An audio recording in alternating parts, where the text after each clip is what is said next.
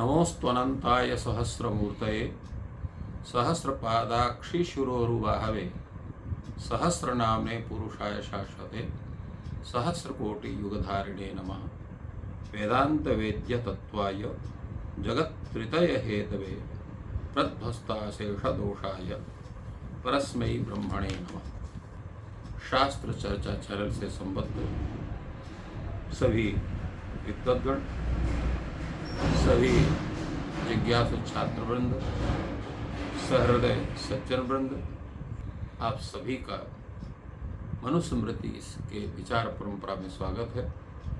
वर्तमान में हम मनुस्मृति के प्रथम अध्याय के 29वें पद्य पर चर्चा करने जा रहे हैं, जो इस प्रकार है। हिंस्रा हिंसे मृदुकूरे धर्मा धर्मावृते नृते यद्यस्य सो दधात् सर्गे तत्तस्य स्वयमाविशत्।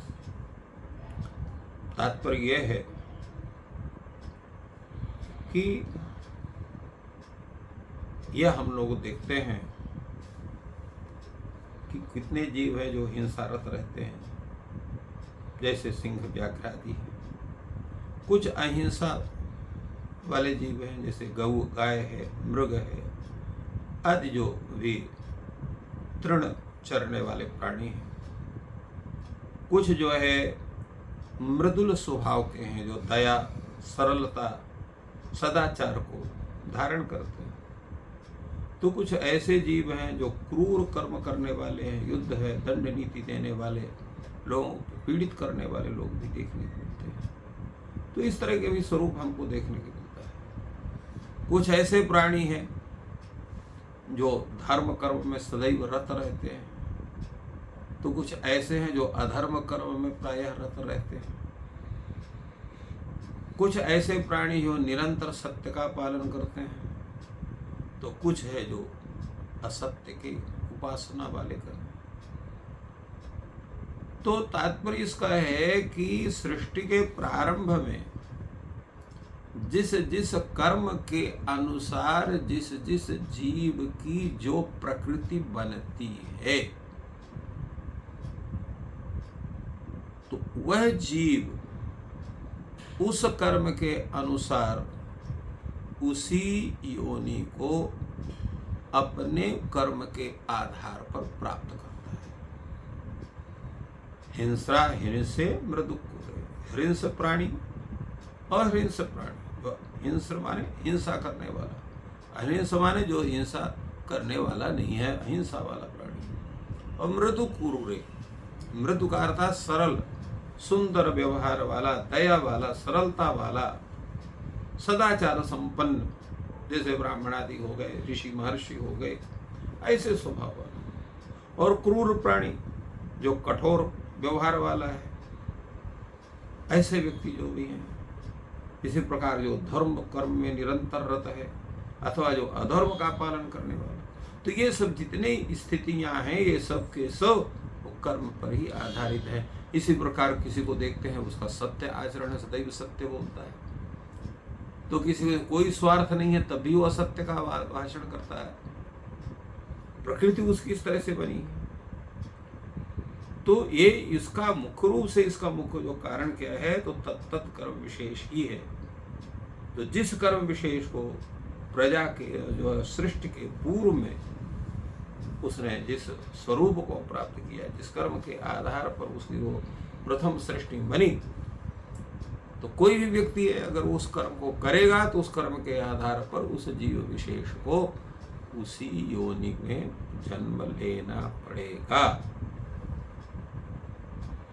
तो यहाँ पर ये नहीं है, इसका मतलब ये नहीं कि जो पूर्व जन्म में जिसने प्रथम में जो जन्म किया है, तो निरंतर जब तक जन्म लेना उसी योनि को प्राप्त करे। अगर मान लीजिए किसी कारणवश उसके सत्कर्म बन गए, अच्छा कर्म करने लग गया, तो अन्य योनियों को प्राप्त करेगा। परंतु ऐसा कोई जीव है कि प्रत्येक योनि विशेष में वो गलत कर्म ही करता है, कभी सत्कर्म किया ही नहीं है, तो उसको योनि भी उसकी नहीं बदलेगी, या उससे भी बदतर स्थिति उसकी प्राप्त हो गई। उसका मुख्य तात्पर्य है। तो कर्म नियंत्रा कर्म और कर्ता, ये तीन वस्तु है। कर्म हो गया, कर्म दोनों प्रकार के हैं, शुभ कर्म भी अशुभ कर्म भी है। शुभ कर्म को ही हम लोग धर्म कहते हैं, अशुभ कर्म को ही अधर्म कहते हैं। और जिनका संबंध किसी से नहीं, ना शुभ से है ना अशुभ भी, वो सब जो है कर्म के अंतर्गत वो भी ग्रहण होता है। सामान्य जो कर्म है वही आत्मक स्वरूप कभी हो सकता है उनका। तो इसलिए वही धर्म और अधर्म का उनका तादृश स्वरूप बनता है।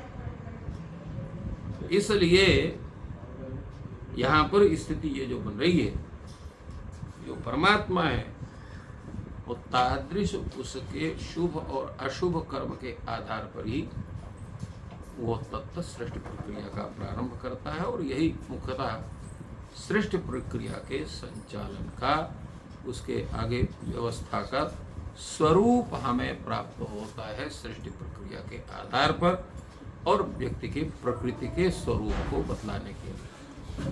तो इस प्रकार मनुस्मृतिकार ने इस पद्य के द्वारा जहाँ सृष्टि की अनादिता को सूचित करते हैं, वहीं सृष्टि के आदि में तत्त प्राणी विशेष की सृष्टि में जो मुख्य कारण है, जैसा हमने बतलाया कि यहाँ पर तीन है।